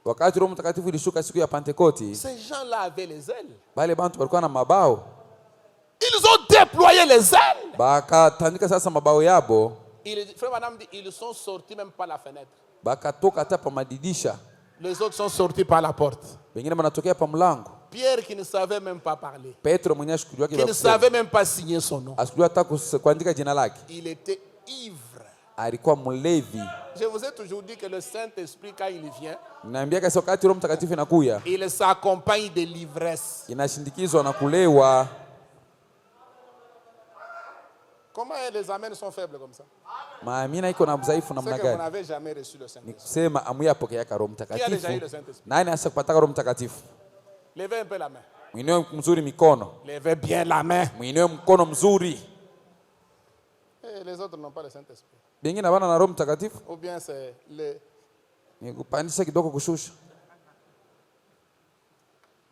Saint-Esprit pour la Sainte Seine. Parce qu'il y a le Saint-Esprit des Saintes Seines. Pour boire la coupe.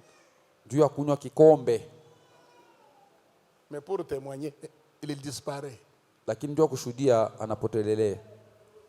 Le Saint-Esprit doit vous faire marcher dans la parole. Il doit vous faire demeurer dans la parole. Amen. Amen. Je vous vois déjà fatigué. Vous êtes déjà fatigué, hein?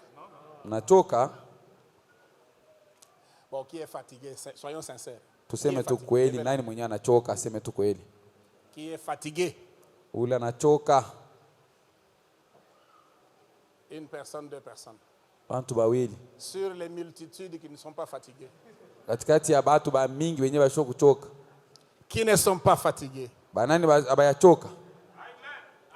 En commençant par moi-même. Moi, je ne suis pas fatigué. Je donne les choses. Amen. Surtout quand je parle du Saint-Esprit, je ne peux pas me fatiguer. Je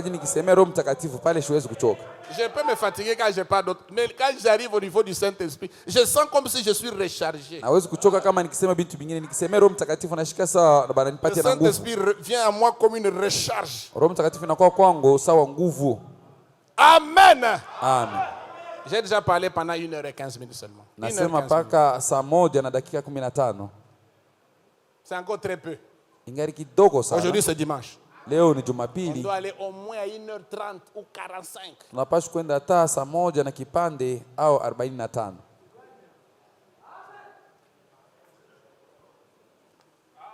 Amen. Je me demande les gens qui ont levé la main là s'ils étaient là au courant de la semaine. Est-ce qu'ils étaient là en semaine? Vous qui avez levé la main en disant que nous sommes fatigués, vous étiez là? Vous étiez là vendredi. Levez la main si vous étiez là vendredi. Vous étiez là mercredi. Levez la main. Donc, croyant de dimanche. Un croyant de dimanche n'a pas de mots à dire ici.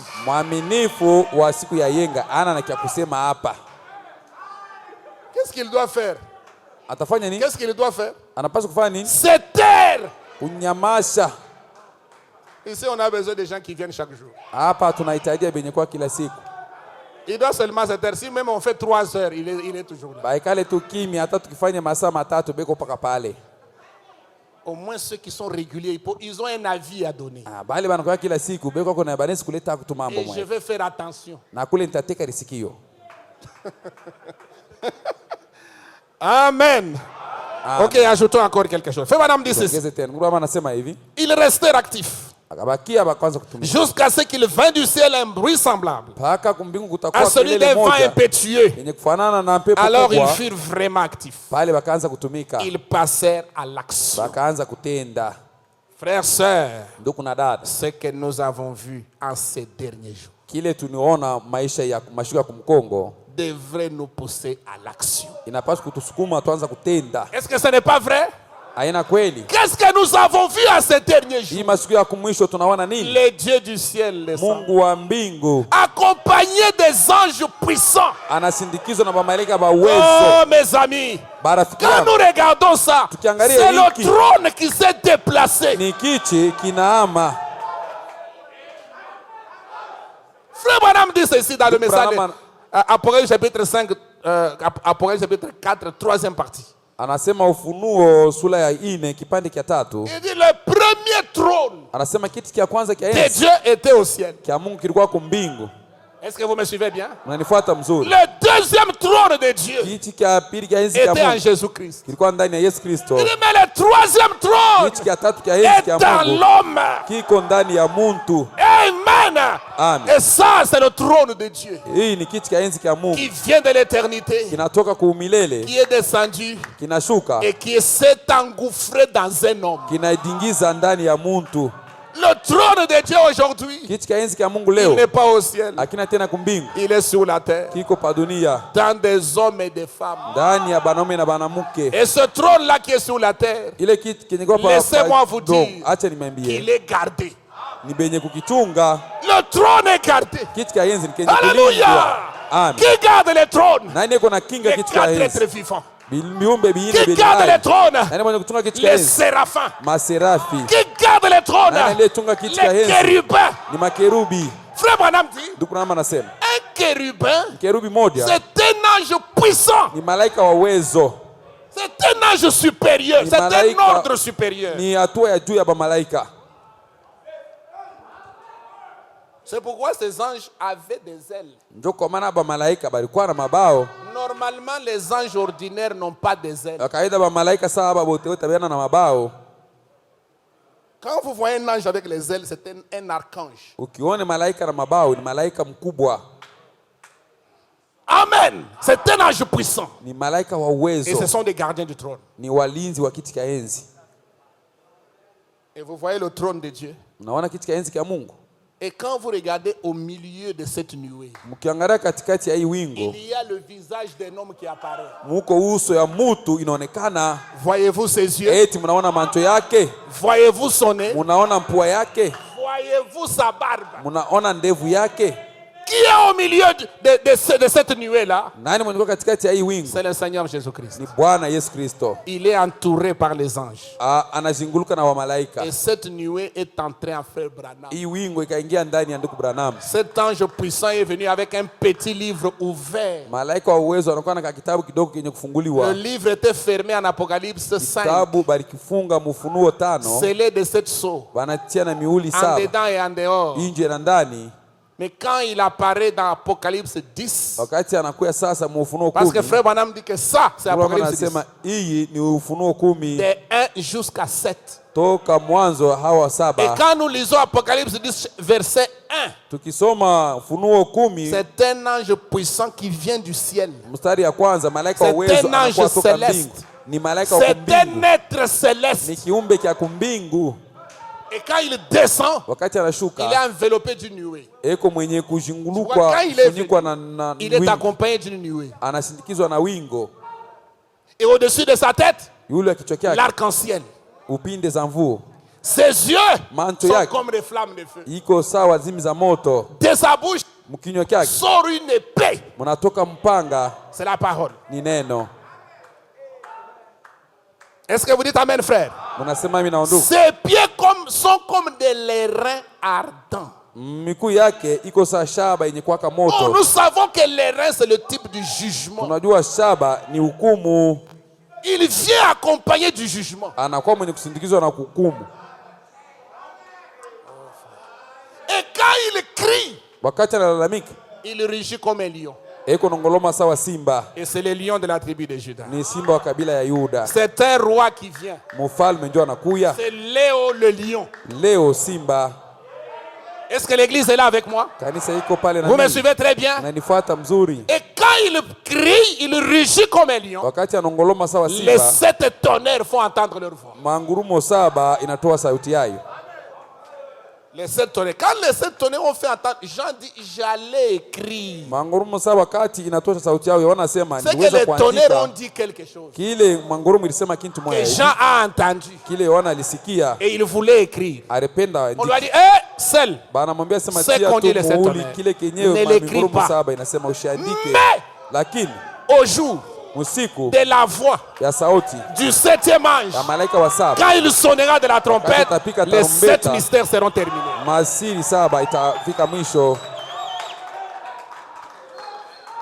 Frère, et nous vivons dans ces jours-là.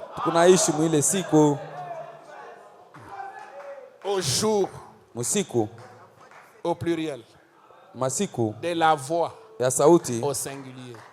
Du 7e ange. Quand il sonnera la trompette. Frère Branham dit, le 7e ange, il n'est pas seulement l'ange à la trompette. Il est aussi l'ange à la voix. Il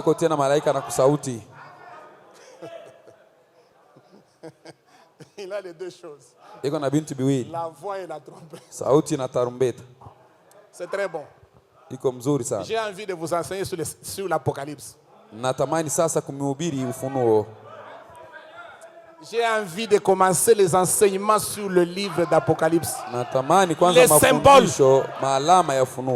Ça me fait du bien. Est-ce que ça ne vous fait pas du bien? Si ça vous fait du bien, poussez d'abord des cris de joie.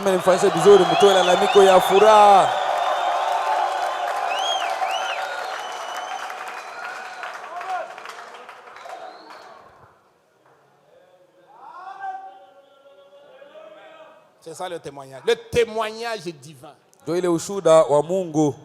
Quand Dieu lui donne son témoignage sur vous, c'est différent quand les hommes témoignent de vous. Les hommes regardent les erreurs.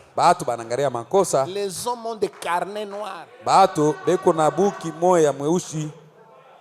Il avait fait. Il avait encore fait. Il avait fait. Si tu veux avoir ce qu'il avait fait, tu vas avoir toute une bibliothèque. Tout un sac rempli des erreurs. Mais quand le Saint-Esprit vous regarde, parce qu'il vous regarde au travers du sang. Le sang dans le rouge. Le rouge dans le rouge. Ça donne quoi faire? Rouge plus rouge, ça donne quoi? Jaune. Ça donne la couleur blanche. Tu es plus blanc que la neige. Donc tu peux t'approcher du trône et réclamer des droits. Seigneur, tu m'as promis. Je viens comme un fils dans la maison du Père. Papa, je viens.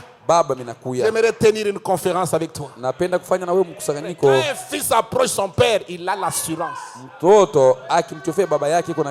ne vient pas en tremblant. Il vient ayant l'assurance que son père a une réponse à lui donner. Oh, ça nous fait du bien, mes amis. Nous devons passer en action. N'est-ce pas ça? Frère, madame dit, frère, sœur, ce que nous avons vu arriver en ces derniers jours devrait nous pousser à l'action. Amen. Amen. Nous devrions être actifs. Exactement. Le vendredi, quand je parlais de ce message, je suis arrivé à un niveau, frère madame dit, il est ici. Le Messie est ici. La parole faite chair est ici. Il dit, je peux le voir. Je vois la lumière dans les coins ici. Au-dessus d'un homme. Cet homme-là, c'est un prédicateur. C'est un pasteur. Il s'appelle Monsieur Witt. Il souffre de la dépression nerveuse. Frère, c'était quoi? La démonstration de la vision. La vision devenue une réalité. Et quand nous voyons cela, ça devait nous mettre à l'action. Nous devons devenir actifs. Cesser des problèmes dans nos maisons. Vous sœurs, cessez de compliquer votre mari. Vous frères, cessez de compliquer votre femme. Vivez tous dans l'harmonie. Recherchez la paix. Priez ensemble. Réconciliez-vous. S'il y a des choses qui ne marchent pas. Parce qu'il y a beaucoup de couples, vous sentez toujours que l'homme est à gauche, la femme est à droite. Comment voulez-vous que Dieu vous bénisse? Comment voulez-vous que Dieu relève votre maison? Quand vous entendez comment la femme parle de son mari, vous ne pouvez pas supporter. Le mari, c'est le plus grand démon de la ville. Mais néanmoins, il est dans la maison de ces démons-là de la ville.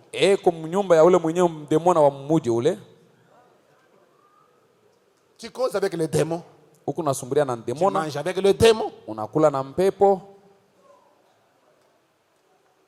Amen. Les démons te donnent l'argent, tu prends. Non, changez. Ce n'est plus un démon, c'est un fils de Dieu.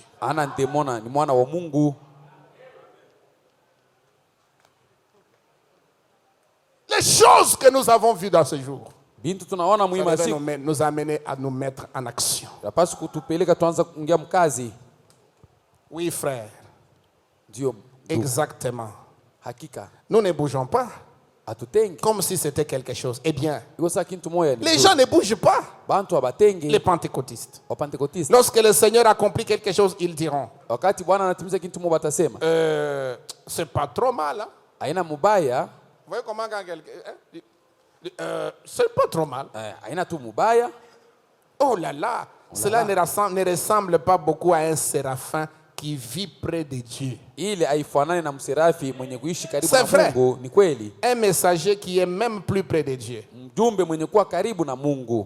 D'abord, un séraphin ne peut pas faire des choses comme ça. Lui, il vit près de Dieu. Mais en devenant son enfant, cela vous place plus loin que l'autel des reins. Ça vous place plus loin que les chérubins. Ça vous met dans le cœur même de Dieu. Ça vous met même dans le cœur même de Dieu. Le trône de Dieu. Parce que vous êtes son fils. Les séraphins se tiennent à l'autel des reins. Mais vous, en tant que fils ou fille, allez directement dans la présence de Dieu. Vous n'avez pas besoin de passer par un prêtre ou tout le reste. Il est votre prêtre. Voyez-vous là, dans sa présence, en tant que fils et fille, frère, je crois que nous avons plus que 2 ailes. Amen. Nous avons le Saint-Esprit. C'est vrai. Et le Saint-Esprit, c'est plus que les 2 ailes. Mais nous devrions agir avec révérence et humilité. Non pour tenter d'imposer quelque chose à quelqu'un, mais avec une révérence et une humilité, telle que nous pourrions passer à l'action et dire malheur à nous. Car nous avons vu la présence du Tout-Puissant. Nous avons vu des visions se réaliser comme il l'avait annoncé. Les œuvres que j'ai faites, vous les ferez aussi. Vous en ferez davantage parce que je m'en vais au Père. Nous avons vu bien davantage de choses que ce qui est rapporté dans... Nous en avons vu se produire davantage en une seule réunion. Il n'en est question dans la Bible. Frère, mais ça c'est très fort. Dans cet âge ici, dans une seule réunion, Frère Branham a fait plus que dans toute la Bible. Dieu a fait des choses dans la vie de Frère Branham plus que tout ce qu'il avait fait dans toute la Bible. Est-ce que vous dites amen, Église? C'est la vérité. C'est vrai. Plus au cours d'une réunion que n'en ont été écrites pendant les 3 ans et demi de sa vie. Ce que Dieu a fait aujourd'hui dans la réunion des frères Branham, une seule réunion, c'est plus que ce qu'il a fait dans 3 ans et demi de toute sa vie quand il était sous la terre. C'est vrai. Pensez-y. Pendant que je termine, pensez-y. Nous l'avons vu de nos yeux. Nous l'avons vu arriver. Nous l'avons vu prédit et arriver. Nous l'avons observé. Des boiteux, des aveugles, des estropiés, des paralytiques, des prédictions qui s'accomplissent exactement. Cela n'a jamais failli. Frère, cela devrait nous pousser à l'action avec humilité et révérence. Depuis longtemps, en remontant au temps de la Bible, quand la colonne de feu s'éteint au-dessus d'Israël et qu'elle fut fait chair et habita parmi nous, je viens de Dieu et je retourne à Dieu. Paul, la vie est tombée sur sa face. Un grand docteur comme Paul, enseigné par Gamaliel, se roula dans la poussière et s'écria: Seigneur, Seigneur, qui es-tu? Je suis prêt à partir. Un grand homme. C'est un érudit. Il s'humilia parce qu'il vit la colonne de feu. Ici, nous ne la voyons pas se déplacer parmi nous seulement de nos yeux. Suivez ça très bien. Mais la science l'a photographié. Cela devrait nous pousser à agir. Pas seulement nous l'avons vu de nos yeux. Frère Branham, vous savez que le jour qu'il a prêché, il a terminé à prêcher sur les arts de l'église. La colonne de feu est descendue dans l'auditoire. Il est allé, je crois, au mur du fond. Et il a formé les cercles, 7 cercles. Avec des lumières et de l'ombre, des lumières et de l'ombre pour montrer tous les 7 états de l'église. Devant les gens. Les gens ont poussé des cris, les gens se sont évanouis, les gens sont tombés. C'était grave. Les gens ont vu ça de leurs yeux. Le jour que Frère Branham, après la campagne de réveil qu'il avait tenue, et qu'il baptisait le groupe de gens qui s'étaient convertis, c'était à la rivière Oyo. Il était en train de baptiser. Arrivé à la 17e personne, la colonne de feu est descendue. Et une voix a retenti. De même que Jean-Baptiste a été envoyé pour préparer ma première venue. Tu es envoyé avec un message pour préparer ma seconde venue. Il y avait presque 500 personnes sur le rivage. Les gens sont tombés, ils se sont évanouis. Ils ont vu la colonne de feu de leurs yeux. Il dit pas seulement cela. Dieu a permis que la science puisse le photographier. C'est une preuve scientifique. Avec des examens, des tests qu'on a fait par Georges Lassie. Pour prouver que ce n'est pas quelque chose de fabriqué. Mes amis, mes frères et sœurs, nous vivons dans la présence même de Dieu. Et nous devons nous couvrir la face avec la révérence. Nous devons nous couvrir les pieds avec l'humilité et nous mettre en action. Nous mettre à agir. Amen. Et faire quelque chose pour Dieu. Nous la voyons accomplir encore aujourd'hui les mêmes choses qu'en ce temps-là. La promesse du Père. Oh, qu'est-ce? Elle vient pour confirmer la parole. Pour prouver que la parole est ainsi. Cela devait pousser l'Église à l'action. Ne pensez-vous pas? Avec 2 d'entre elles, il se couvrait la face en signe de révérence. Avec 2 autres, il se couvrait les pieds. L'humilité. Et avec les 2 autres encore, ils allaient travailler. Ils partaient et commençaient à agir. Amen. Maintenant, nous devrions agir par respect de la parole. Nous devrions en parler aux gens. Les signes de sa venue apparaissent. Partout, nous les voyons ressortir de la parole. Nous entendons le Saint-Esprit nous dire certaines choses qui sont sur le point d'arriver. Ce sont les signes de son apparition. Il n'y a pas plus de 20 ans dans ce même bâtiment. Il a annoncé la venue du président Kennedy. Il a dit exactement ce qui arriverait. Que les femmes, etc., éliraient cet homme exactement ce qu'il serait. Ainsi, nous l'avons su d'avance. Et avons déclaré exactement ce qui est arrivé.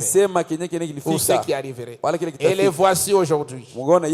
Il va bientôt y avoir cette conférence regroupant la fédération des églises et les autres. Eh bien, cela devrait nous pousser à agir, c'est vrai. Mot par mot tel qu'il l'a dit. Cela s'est accompli juste à côté de nous. Cela devrait nous faire agir. Nous devons utiliser nos 2 ailes pour dire à tout le monde que le Seigneur est à la porte, que l'enlèvement c'est pour bientôt. Préparez-vous. Venez vous mettre sous le signe. Venez vous mettre sous le sang. Quand je verrai le sang, je passerai par-dessus vous. Il est plus tard que nous ne le pensons. Bien que nous travaillons, nous cherchons de l'argent, mais sachons qu'il est à la porte. Le temps de la dispensation des gentils, touche à sa fin, wakati abantu ba mataifa nafika kumwisho, les nations se disloquent. Mataifa iko na dikatakata. Israël se réveille. Israël analamuka. Ce sont les signes que les prophètes avaient prédits. Ni alama ile wanabii balitabiri. Les jours des gentils sont comptés. Siku ya watu wa mataifa inahesabiwa. Encombré d'horreur. Iko nongopesha tu. Reviens, ô toi dispersé. Rudie ewe mwenye kusambalala. Vers les vôtres. Kwa watu yako. Car le jour de la rédemption est proche. Kwa sababu masiku ya ukombozi ni karibu. Le cœur des hommes défaille de peur. Mioyo ya watu inakuwa na boka. Sois rempli du Saint-Esprit. Ujazwe na Roho Mtakatifu. Ta lampe claire et nette. Mtaa wako iko inangaza yenye kwa sawa. Lève tes yeux. Inua macho yako. La rédemption est proche. Ukombozi wako ni karibu. Oui mes frères. Ndio banduku yangu. C'est là où nous sommes. Croyez-vous que notre rédemption est proche? Croyez-vous Croyez-vous que ce temps-là approche encore davantage? Nous devons nous préparer, mes amis. Le poète dit, soyez remplis du Saint-Esprit. Que votre lampe soit nettoyée et claire. Lève-toi. Car ta rédemption est proche. Nous allons nous tenir debout.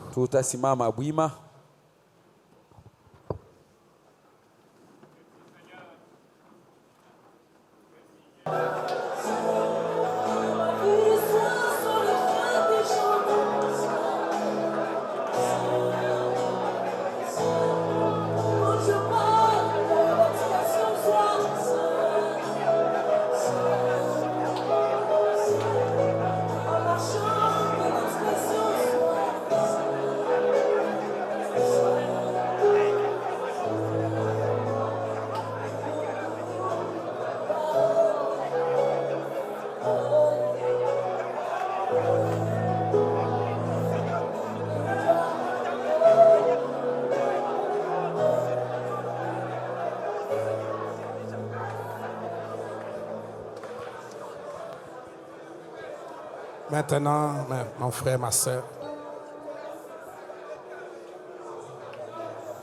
avec nos têtes inclinées, après avoir entendu ce message, nous avons intérêt à prendre une décision. Que nous puissions être comme les chérubins, les séraphins, avec les deux ailes sur la face, avec les deux ailes sur les pieds, et avec les deux ailes, que nous puissions nous mettre en action. Nous mettre à agir,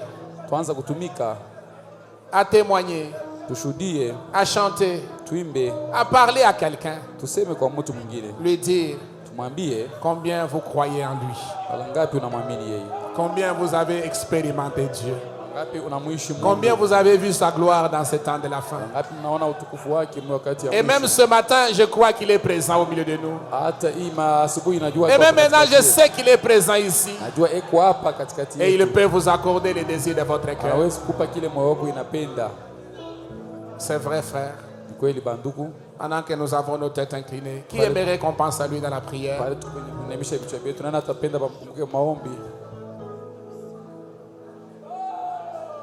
Seigneur, fais de moi un vrai serviteur.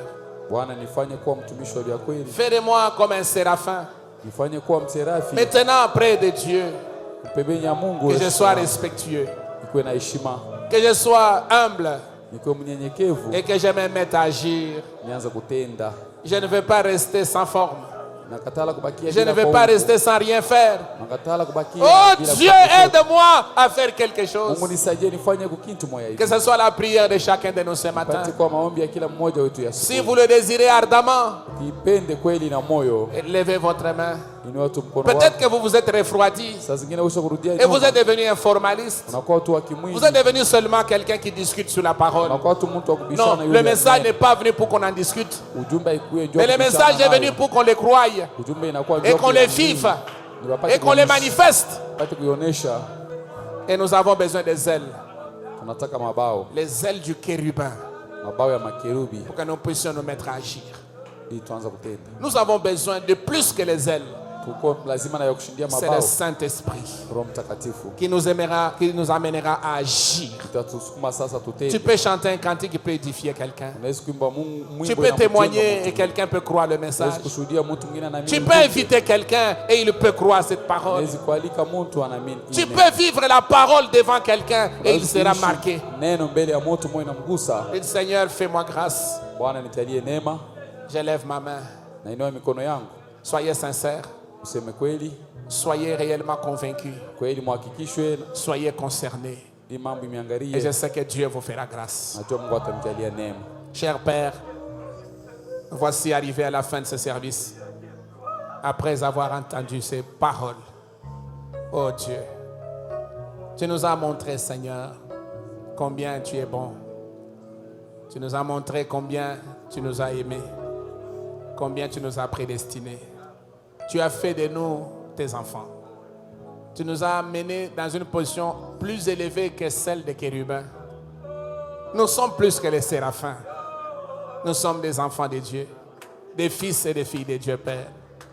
Et je sais que, Père, quand le Saint-Esprit écrira notre témoignage, il ne tiendra pas compte de nos erreurs. Il tiendra compte de nos réalisations. Ce que nous aurons fait pour Dieu, c'est ça qui comptera, Seigneur. Ce n'est pas les erreurs que nous avons commises. Oh Seigneur, tout cela est jeté dans la mer de l'oubli. Et j'aimerais que, Père, de tous mes frères et sœurs qui ont levé leurs mains ce matin, qui ont supporté cette chaleur, oh Seigneur, ce bâtiment est réellement rempli de chaleur, Père. Mais nos cœurs sont remplis de joie. De savoir que nous nous tenons dans ta présence. Je prie pour que chacun d'eux ne soit pas perdu. Je prie pour que tu donnes la vie éternelle à chacun d'eux. Je prie que tu pardonnes les péchés à chacun d'eux. Je prie que tu remplisses du Saint-Esprit à chacun d'eux. Je prie que tu donnes les 6 ailes à chacun d'eux. Et que nous puissions nous mettre à agir ayant l'humilité, ayant la révérence, ayant le respect. Oh Dieu, pour témoigner de toi, comme au Père Tout-Puissant. Ésaïe qui s'est écrié, mais voici Seigneur, envoie-moi. Nous voulons aussi, Père, en arriver jusqu'à ce point. Lorsque notre iniquité sera expiée, lorsque notre péché sera pardonné, la foi de Dieu retentira. Qui marchera pour nous? Qui ira pour nous? Laisse-nous répondre ce matin, mais voici, envoie-moi. Aide-nous, Seigneur, nous voulons aller avec toi. Et nous voulons marcher pour toi, Seigneur, pour gagner des âmes pour toi. Aller jusqu'au Père dans traverser les lignes adverses et ramener au Père les pécheurs chez toi. Ramener les perdus dans les royaumes. Que toi tu puisses accorder à chacun, au Père, les vertus de ta parole, les vertus de ta puissance, les vertus de ce message. Que nous soyons capables de témoigner, Père. Si nous nous sommes refroidis, pardonne-nous, Seigneur. Réveille à nous, Père, ce désir. Accélère, attise le feu dans notre cœur. Que nous puissions brûler pour toi. Que nous puissions être bouillants pour toi. Et que nous puissions gagner des âmes pour Christ. Oh Seigneur, s'il y a quelqu'un qui est malade, touche-le, Père, et accorde-lui la guérison. Si quelqu'un est devenu faible, que toi tu le fortifies, Père. Si quelqu'un n'avait pas le courage de prendre le baptême, que ce matin, il prenne la décision. Si quelqu'un était seulement membre de l'église, que ce matin, Père, il reçoive le Saint-Esprit. Qu'il dépasse le niveau, Père, d'être membre tout court, mais qu'il reçoive le baptême du Saint-Esprit et le baptême de feu, oh Seigneur, afin qu'il puisse témoigner pour toi. Merci, Seigneur, pour cela. À toi la gloire, à toi l'honneur, à toi la puissance, à toi les actions de grâce. Oh Père, toi qui vis et règnes au siècle des siècles, Père. Merci, Seigneur. Oh Jésus, nous t'aimons, nous t'apprécions, nous t'exaltons, nous t'adorons, Père. Nous t'élèvons, Dieu. Nul n'est semblable à toi. Merci, Seigneur, pour ton salut. Merci, Seigneur, pour la vie éternelle. Merci, Seigneur, pour les prophètes. Merci, Père, pour ce message. Merci pour Jésus-Christ. Merci pour tout, Seigneur. Bénis-nous maintenant que nous arrivons à la fin de ce service. Recommandons tout cela en ta sainte main, Père, pour ta gloire. Au nom de Jésus-Christ, nous avons ainsi prié. Amen et amen.